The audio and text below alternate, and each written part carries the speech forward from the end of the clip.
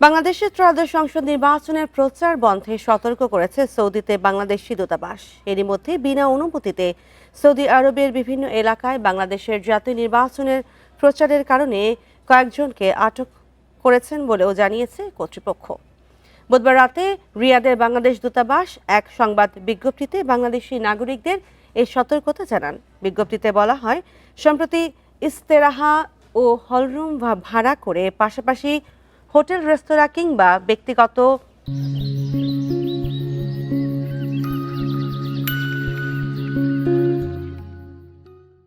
বাসাবাড়িতে বিভিন্ন সংগঠনের ব্যানারে বাংলাদেশের আসন্ন ত্রয়োদশ জাতীয় সংসদ নির্বাচনকে কেন্দ্র করে সভা সমাবেশ আয়োজন, দলবদ্ধভাবে প্রচারণা এবং সামাজিক যোগাযোগ মাধ্যমে অপরাধমূলক ও বিভ্রান্তিকর তথ্য প্রচারের অভিযোগে সৌদি কর্তৃপক্ষ কয়েকজন বাংলাদেশিকে আটক করে।